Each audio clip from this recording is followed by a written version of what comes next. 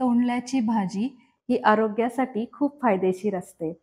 त्याच्यामध्ये जास्त प्रमाणात फायबर असतं आणि त्याच्यामुळं आपलं पोट साफ होण्यासाठी त्याने मदत होते आणि पोट साफ झालं की आपोआपच आपलं जे पाचन आहे किंवा पचनक्रिया जी आहे ते सुधारते आणि पचनक्रिया सुधारली की बऱ्यापैकी त्याच्यामुळं आजार जे आहेत ते आपले बरे होतात. तसंच तोंडल्याची भाजी जी आहे त्याच्यामध्ये कॅलरीजचं प्रमाण कमी असतं आणि त्यामुळे ही भाजी खाल्ली की आपल्याला पोट भरल्याचा आनंद मिळतो, परंतु ह्याच्यामुळं वजन वाढत नाही. त्यामुळे वेट कंट्रोलमध्ये ठेवण्यासाठी ह्या भाजीचा आपण नियमित आहारामध्ये उपयोग केला पाहिजे. तसंच बीपी आणि डायबिटीस वाल्यांसाठी पण ही भाजी जी आहे ती उपयोगी आहे. कारण त्याच्यामुळं काय होतं की रक्तामध्ये असणारी जी ब्लड शुगर आहे त्याची लेवल मेंटेन केली जाते. मग अशी जी बहुगुणी तोंडली आहेत त्याची भाजी कमी मसाल्यांमध्ये, कमी वेळेमध्ये कशी करायची ते मी तुम्हाला आजच्या व्हिडिओमध्ये सांगणार आहे. अर्धा किलोच्या प्रमाणात ही भाजी आपण आज बनवणार आहे आणि तीही सात्विक, बिना कांदा लसूण. ही भाजी कशी करायची हे मी तुम्हाला आजच्या व्हिडिओमध्ये सांगणार आहे.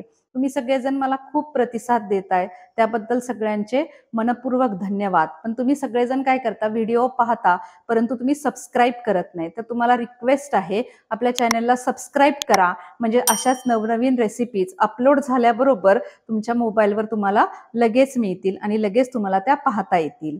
रेसिपीला सुरुवात करूया. नंदाज युनिक किचनमध्ये आपल्या सगळ्यांचं खूप खूप मनापासून स्वागत. तोंडल्याची भाजी करण्यासाठी मी या ठिकाणी अर्धा किलो एवढी तोंडली घेतली.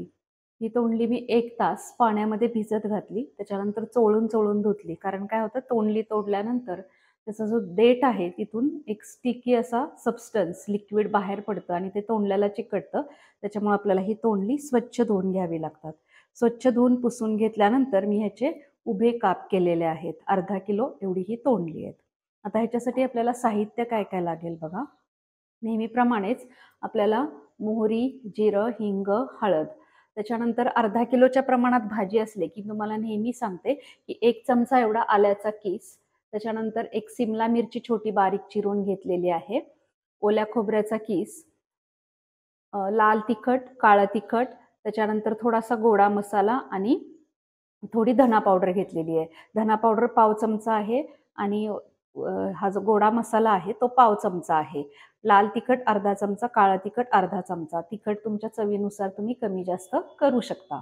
आणि आपण जे गोडा मसाला घेतलाय तो गोडा मसाला नसेल तर त्याच्याऐवजी तुम्ही धना पावडर टोटली अर्धा चमचा वापरली तरी चालेल. आपण इथं दोन्ही हे पाव पाव चमचा घेतलेला आहे. आपल्याला अर्धी छोटी वाटी एवढा ओल्या खोबऱ्याचा किस किंवा त्याचा चव आपण घ्यायचा आहे. त्याच्यानंतर पाव चमचा एवढा गूळ घेतलेला आहे आणि चवीपुरतं मीठ घेतलेलं आहे. दाण्याचा कूट आवडत असेल तर 2 चमचे एवढा दाण्याचा कूट आपण घालू शकतो. तो ऑप्शनल आहे, नाही घातला तरीही चालेल.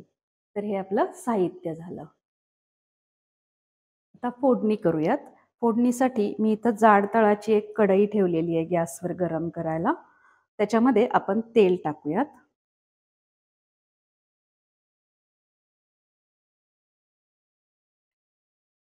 मी 2 ते 2.5 पळ्या एवढं तेल घेतलेलं आहे.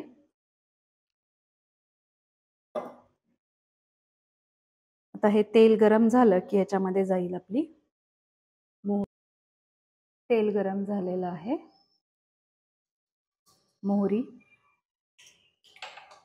मोहरी तडतडली, जिरं,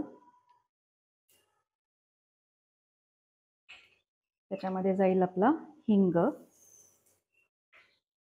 हिंग टाकून झाला की आपण जी हळद घेतली त्यापैकी थोडी हळद मी आधी टाकते, कारण आलं टाकल्यानंतर हे तेल उडतं बाहेर म्हणून. आता आपण टाकूयात आल्याचा किस आणि कढीपत्ता. त्याच्यानंतर सिमला मिरचीचे केलेले काप. हे थोडं आपण हलवून घेऊयात.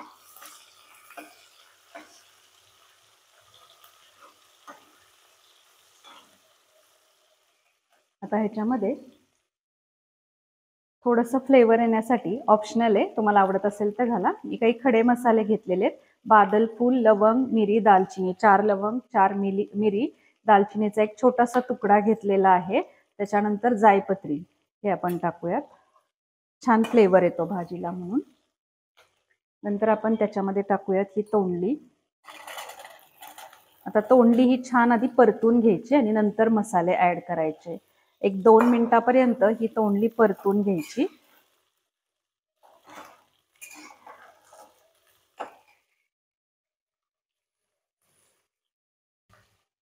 एक 2 मिनिट मी फास्ट गॅसवर ही तोंडली परतून घेतलेली आहे.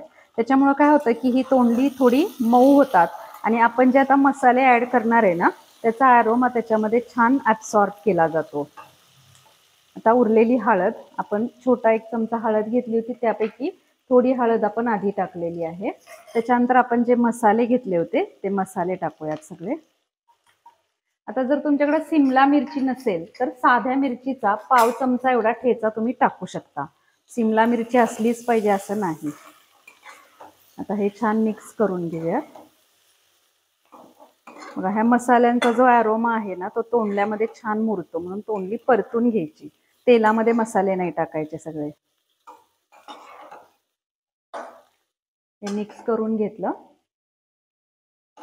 चवीप्रमाणे आपण मीठ टाकूयात आणि अगदी थोडासा गूळ. मी नेहमी तुम्हाला सांगते, तिखट पदार्थांमध्ये अगदी थोडा गूळ घातला ना की त्याची चव छान होते. जसं गोड पदार्थांमध्ये चिमूटभर आपण मीठ घालतो, तसं तिखट पदार्थांमध्ये पण थोडासा अगदी गूळ घालायचा. मी पाव चमचा एवढाच गूळ सांगितलेला आहे. आता ह्याला आपण झाकून ठेवूया.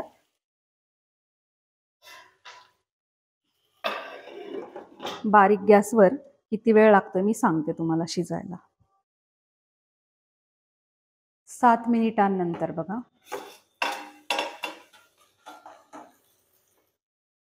छान रसरशीत आपली अशी ही भाजी झालेली आणि तोंडली शिजली आहेत पण छान. हे बघा, मी तुम्हाला इथं प्रेस करून दाखवते उलटण्याने, लगेच तुकडा पडतोय. त्यामुळे याला पाणी वगैरे टाकायची गरज पडत नाही. अशी सुक्की भाजी टेस्टला खूप छान लागते. आता ह्याच्यामध्ये आपण टाकूया दाण्याचा कूट, ओल्या खोबऱ्याचा किस किंवा चव असेल जे काय असेल तुमच्याकडे ते टाका आणि कोथिंबीर. म्हणजे ही आपली भाजी पूर्ण झाली.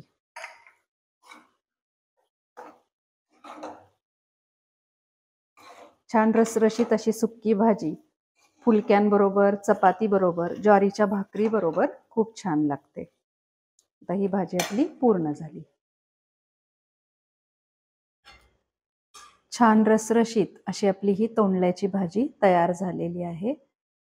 कमी वेळामध्ये आणि चवीला छान होणारी भाजी मी तुम्हाला फास्ट या ठिकाणी सांगितलेली आहे. ही भाजी तुम्ही नक्की करून पहा आणि मला कमेंटमध्ये सांगा की ही कशी झालेली आहे. सुक्की भाजी फार फास्ट होते, पाणी वगैरे काही घालायला लागत नाही, तरीही रसरशीत आणि चमचमीत अशी ही भाजी छान लागते. भेटूया परत अशाच एका छानशा प्रमाणबद्ध रेसिपीसह. Till then, good bye.